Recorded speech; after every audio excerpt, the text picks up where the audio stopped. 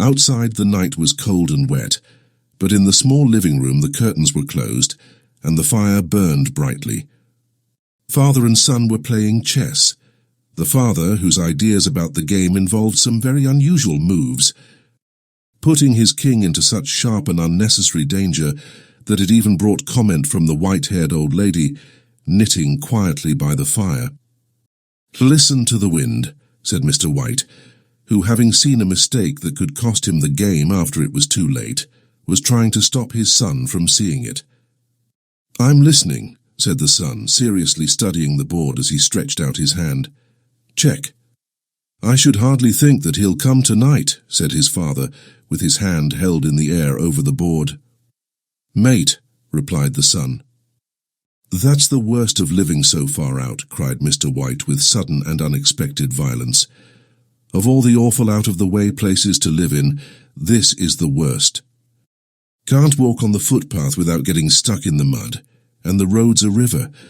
I don't know what the people are thinking about. I suppose they think it doesn't matter, because only 2 houses in the road have people in them." "Never mind, dear," said his wife calmly. "Perhaps you'll win the next one."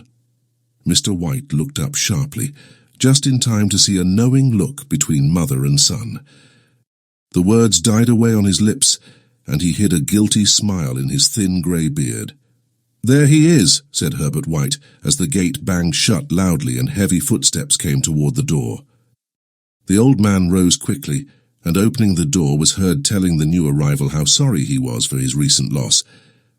The new arrival talked about his sadness, so that Mrs. White said, "Tut, tut," and coughed gently as her husband entered the room, followed by a tall, heavy-built, strong-looking man, whose skin had the healthy reddish color associated with outdoor life, and whose eyes showed that he could be a dangerous enemy. "Sergeant Major Morris," he said, introducing him to his wife and his son, Herbert. The sergeant major shook hands, and taking the offered seat by the fire, watched with satisfaction as Mr. White got out whiskey and glasses. After the 3rd glass, his eyes got brighter, and he began to talk.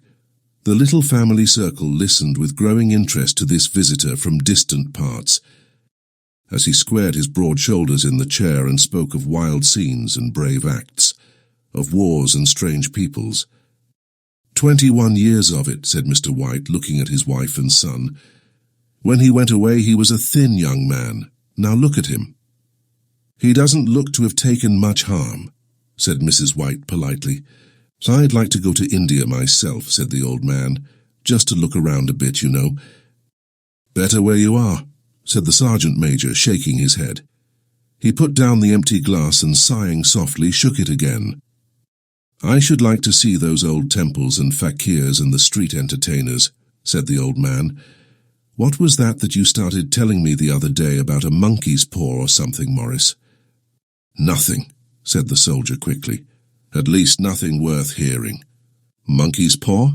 said Mrs. White curiously. "Well, it's just a bit of what you might call magic, perhaps," said the sergeant major, without first stopping to think. His 3 listeners leaned forward excitedly. Deep in thought, the visitor put his empty glass to his lips and then set it down again. Mr. White filled it for him again.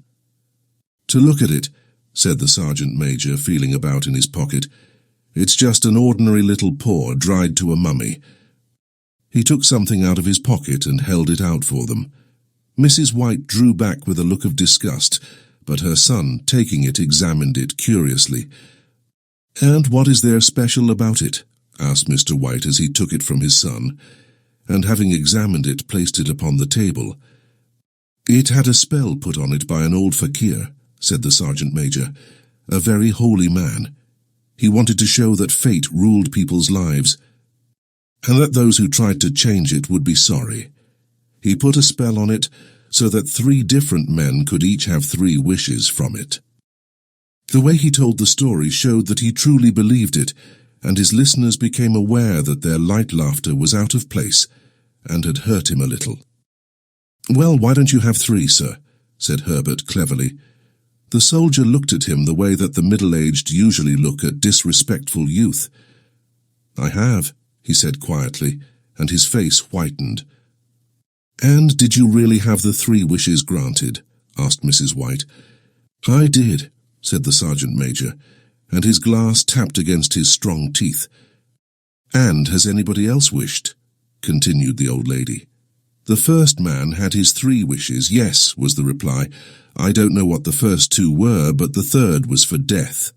That's how I got the paw." His voice was so serious that the group fell quiet.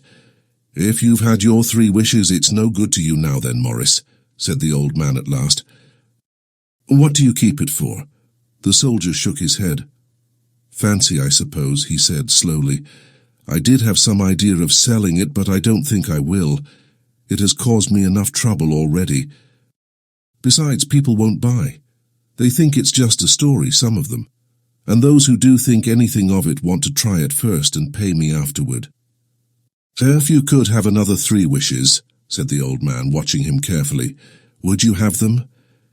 "I don't know," said the other. "I don't know." He took the paw and, holding it between his front finger and thumb, suddenly threw it upon the fire. Mr. White, with a slight cry, quickly bent down and took it off. "Better let it burn," said the soldier sadly, but in a way that let them know he believed it to be true. "If you don't want it, Morris," said the other, "give it to me." "I won't," said his friend with stubborn determination. "I threw it on the fire. If you keep it, don't hold me responsible for what happens. Throw it on the fire like a sensible man." The other shook his head and examined his possession closely. "How do you do it?" he asked. "Hold it up in your right hand and state your wish out loud so that you can be heard," said the sergeant major. "But I warn you of what might happen." "Sounds like the Arabian Nights," said Mrs. White as she rose and began to set the dinner. "Don't you think you might wish for 4 pairs of hands for me?" Her husband drew the talisman from his pocket, and all 3 laughed loudly as the sergeant major, with a look of alarm on his face, caught him by the arm. "If you must wish," he demanded, "wish for something sensible." Mr. White dropped it back in his pocket, and placing chairs, motioned his friend to the table. In the business of dinner, the talisman was partly forgotten, and afterward the 3 sat fascinated as they listened to more of the soldier's adventures in India. "If the tale about the monkey's paw is not more truthful than those he has been telling us," said Herbert. As the door closed behind their guest, just in time to catch the last train, "we shan't make much out of it." "Did you give anything for it, father?" asked Mrs. White, watching her husband closely. "A little," said he, colouring slightly. "He didn't want it, but I made him take it, and he pressed me again to throw it away." "Not likely," said Herbert with pretended horror. "Why, we're going to be rich and famous and happy." Smiling, he said, "Wish to be a king, father, to begin with, then mother can't complain all the time." He ran quickly around the table, chased by the laughing Mrs. White, armed with a piece of cloth. Mr. White took the paw from his pocket and eyed it doubtfully. "I don't know what to wish for, and that's a fact," he said slowly. "It seems to me I've got all I want." "If you only paid off the house, you'd be quite happy, wouldn't you?" said Herbert with his hand on his shoulder. "Well, wish for £200 then. That'll just do it." His father, smiling and with an embarrassed look for his foolishness in believing the soldier's story, held up the talisman. Herbert, with a serious face spoiled only by a quick smile to his mother, sat down at the piano and struck a few grand chords. "I wish for £200, said the old man clearly. A fine crash from the piano greeted his words, broken by a frightened cry from the old man. His wife and son ran toward him. "It moved," he cried, with a look of horror at the object as it lay on the floor. "As I wished. It twisted in my hand like a snake." "Well, I don't see the money," said his son as he picked it up and placed it on the table, "and I bet I never shall." "It must have been your imagination, father," said his wife, regarding him worriedly. He shook his head. "Never mind, though. There's no harm done, but it gave me a shock all the same." They sat down by the fire again while the two men finished their pipes. Outside, the wind was higher than ever, and the old man jumped nervously at the sound of a door banging upstairs. An unusual and depressing silence settled on all three, which lasted until the old couple got up to go to bed. "I expect you'll find the cash tied up in a big bag in the middle of your bed," said Herbert, as he wished them good night. "And something horrible sitting on top of your wardrobe, watching you as you pocket your ill-gotten money." Herbert, who normally had a playful nature and didn't like to take things too seriously, sat alone in the darkness, looking into the dying fire. He saw faces in it, the last so horrible and so monkey-like that he stared at it in amazement. It became so clear that, with a nervous laugh, he felt on the table for a glass containing some water to throw over it. His hand found the monkey's paw, and with a little shake of his body he wiped his hand on his coat and went up to bed. In the brightness of the wintry sun next morning, as it streamed over the breakfast table, he laughed at his fears. The room felt as it always had, and there was an air of health and happiness which was not there the previous night. The dirty, dried-up little paw was thrown on the cabinet with a carelessness which indicated no great belief in what good it could do. "I suppose all old soldiers are the same," said Mrs. White. "The idea of our listening to such nonsense. How could wishes be granted in these days? And if they could, how could £200 hurt you, father?" "Might drop on his head from the sky," said Herbert. "Morris said the things happened so naturally," said his father, "that you might, if you so wished, not see the relationship."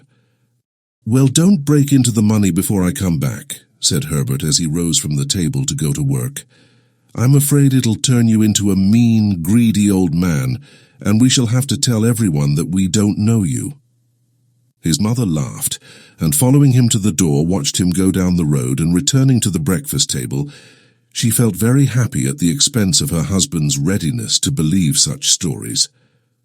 All of which did not prevent her from hurrying to the door at the postman's knock, nor, when she found that the post brought only a bill, talking about how sergeant majors can develop bad drinking habits after they leave the army. "Herbert will have some more of his funny remarks, I expect, when he comes home," she said as they sat at dinner. "I know," said Mr. White, pouring himself out some beer. "But for all that, the thing moved in my hand that I'll swear to." "I thought it did," said the old lady, trying to calm him. "I say it did," replied the other. "There was no thought about it. I had just, what's the matter?" His wife made no reply. She was watching the mysterious movements of a man outside, who, looking in an undecided fashion at the house, appeared to be trying to make up his mind to enter. In mental connection with the £200, she noticed that the stranger was well dressed, and wore a silk hat of shiny newness. 3 times he stopped briefly at the gate, and then walked on again. The 4th time he stood with his hand upon it, and then with sudden firmness of mind pushed it open, and walked up the path. Mrs. White at the same moment placed her hands behind her, hurriedly untied the strings of her apron and put it under the cushion of her chair. She brought the stranger, who seemed a little uncomfortable, into the room. He looked at her in a way that said there was something about his purpose that he wanted to keep secret. Anne seemed to be thinking of something else, as the old lady said she was sorry for the appearance of the room and her husband's coat, which he usually wore in the garden. She then waited as patiently as her sex would permit for him to state his business, but he was at first strangely silent. "I was asked to call," he said at last, and bent down and picked a piece of cotton from his trousers. "I come from Moore and Megan's." The old lady jumped suddenly, as in alarm. "Is anything the matter?" she asked breathlessly. "Has anything happened to Herbert? What is it? What is it?" Her husband spoke before he could answer. There, mother," he said hurriedly. "Sit down and don't jump to a conclusion. You've not brought bad news, I'm sure, sir," and eyed the other, expecting that it was bad news, but hoping he was wrong. "I'm sorry," began the visitor. "Is he hurt?" demanded the mother wildly. The visitor lowered and raised his head once in agreement. "Badly hurt," he said quietly, "but he is not in any pain." "Oh, thank God," said the old woman, pressing her hands together tightly. Thank God for that, She broke off as the tragic meaning of the part about him not being in pain came to her. The man had turned his head slightly so as not to look directly at her, but she saw the awful truth in his face. She caught her breath and, turning to her husband, who did not yet understand the man's meaning, laid her shaking hand on his. There was a long silence. "He was caught in the machinery," said the visitor at length in a low voice. "Caught in the machinery," repeated Mr. White, too shocked to think clearly. "Yes." He sat staring out the window, and taking his wife's hand between his own, pressed it as he used to do when he was trying to win her love in the time before they were married, nearly 40 years before. "He was the only one left to us," he said, turning gently to the visitor. "It is hard." The other coughed and, rising, walked slowly to the window. "The firm wishes me to pass on their great sadness about your loss," he said without looking round.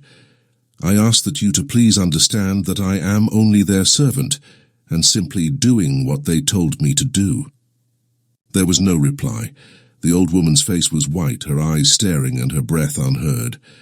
On the husband's face was a look such as his friend the sergeant major might have carried into his first battle. "I was to say that Morn Meggins accept no responsibility," continued the other. "But although they don't believe that they have a legal requirement to make a payment to you for your loss, in view of your son's services, they wish to present you with a certain sum." Mr. White dropped his wife's hand, and rising to his feet stared with a look of horror at his visitor. His dry lips shaped the words, "How much?" £200 was the answer. Without hearing his wife scream, the old man smiled weakly, put out his hands like a blind man, and fell, a senseless mass, to the floor. In the huge new cemetery, some 2 miles away, the old people buried their dead and came back to the house, which was now full of shadows and silence. It was all over so quickly that at first they could hardly realize it, and remained in a state of waiting for something else to happen, something else which was to lighten this load, too heavy for old hearts to bear. But the days passed, and they realized that they had to accept the situation, the hopeless acceptance of the old. Sometimes they hardly said a word to each other, for now they had nothing to talk about, and their days were long to tiredness. It was about a week after that the old man, waking suddenly in the night, stretched out his hand and found himself alone. The room was in darkness, and he could hear the sound of his wife crying quietly at the window. He raised himself in bed and listened. "Come back," he said tenderly. "You will be cold." "It is colder for my son," said the old woman, who began crying again. The sounds of crying died away on his ears. The bed was warm and his eyes heavy with sleep. He slept lightly at first and then was fully asleep, until a sudden wild cry from his wife woke him with a start. "The paw!" she cried wildly. "The monkey's paw!" He started up in alarm. "Where? Where is it? What's the matter?" She almost fell as she came hurried across the room toward him. "I want it," she said quietly. "You've not destroyed it?" "It's in the living room on the shelf above the fireplace," he replied. "Why?" She cried and laughed together, and bending over kissed his cheek. "I only just thought of it," she said. "Why didn't I think of it before? Why didn't you think of it?" "Think of what?" he questioned. "The other 2 wishes," she replied quickly. "We've only had one." "Was not that enough?" he demanded angrily. "No," she cried excitedly. "We'll have one more. Go down and get it quickly and wish our boy alive again." The man sat up in bed and threw the blankets from his shaking legs. "Good God, you are mad," he cried, struck with horror. "Get it," she said, breathing quickly. "Get it quickly and wish, oh, my boy, my boy." Her husband struck a match and lit the candle. "Get back to bed," he said, his voice shaking. "You don't know what you're saying." "We had the first wish granted," said the old woman desperately. "Why not the second?" "A coincidence," said the old man. "Go get it and wish," cried his wife, shaking with excitement. The old man turned and looked at her, and his voice shook. He has been dead 10 days, and besides I would not tell you before, but I could only recognize him by his clothing. If he was too terrible for you to see, then how now?" "Bring him back," cried the old woman, and pulled him towards the door. "Do you think I fear the child I have nursed?" He went down in the darkness, and felt his way to the living room, and then to the fireplace. The talisman was in its place on the shelf, and then a horrible fear came over him that the unspoken wish might bring the broken body of his son before him before he could escape from the room. He caught his breath as he found that he had lost the direction of the door. His forehead cold with sweat, he felt his way round the table and along the walls until he found himself at the bottom of the stairs with the evil thing in his hand. Even his wife's face seemed changed as he entered the room. It was white and expectant, and to his fears seemed to have an unnatural look upon it. He was afraid of her. "Wish!" she cried in a strong voice. "It is foolish and wicked," he said weakly. "Wish," repeated his wife. He raised his hand. "I wish my son alive again." The talisman fell to the floor, and he looked at it fearfully. Then he sank into a chair, and the old woman, with burning eyes, walked to the window and opened the curtains. He sat until he could no longer bear the cold, looking up from time to time at the figure of his wife, staring through the window. The candle, which had almost burned to the bottom, was throwing moving shadows around the room. When the candle finally went out, the old man, with an unspeakable sense of relief at the failure of the talisman, went slowly back to his bed, and a minute afterward the old woman came silently and lay without movement beside him. Neither spoke, but lay silently listening to the ticking of the clock. They heard nothing else other than the normal night sounds. The darkness was depressing, and after lying for some time building up his courage, the husband took the box of matches and, lighting one, went downstairs for another candle. At the foot of the stairs the match went out, and he stopped to light another, and at the same moment a knock sounded on the front door. It was so quiet that it could only be heard downstairs, as if the one knocking wanted to keep their coming a secret. The matches fell from his hand. He stood motionless, not even breathing, until the knock was repeated. Then he turned and ran quickly back to his room and closed the door behind him. A third knock sounded through the house. "What's that?" cried the old woman, sitting up quickly. "A rat," said the old man shakily. "A rat! It passed me on the stairs." His wife sat up in bed listening. A loud knock echoed through the house. "It's Herbert!" she screamed. "It's Herbert!" She ran to the door, but her husband was there before her, and catching her by the arm held her tightly. "What are you going to do?" he asked in a low, scared voice. "It's my boy, it's Herbert," she cried, struggling automatically. "I forgot it was 2 miles away. What are you holding me for? Let go, I must open the door." "For God's sake, don't let it in," cried the old man, shaking with fear. "You're afraid of your own son," she cried, struggling. "Let me go. I'm coming, Herbert, I'm coming." There was another knock, and another. The old woman, with a sudden pull, broke free and ran from the room. Her husband followed to the top of the stairs and called after her as she hurried down. He heard the chain pulled back and the bottom lock open. Then the old woman's voice, desperate and breathing heavily. "The top lock," she cried loudly. "Come down, I can't reach it." But her husband was on his hands and knees, feeling around wildly on the floor in search of the paw. If only he could find it before the thing outside got in. The knocks came very quickly now, echoing through the house, and he heard the noise of his wife moving a chair and putting it down against the door. He heard the movement of the lock as she began to open it, and at the same moment he found the monkey's paw and frantically breathed his third and last wish. The knocking stopped suddenly, although the echoes of it were still in the house. He heard the chair pulled back and the door opened.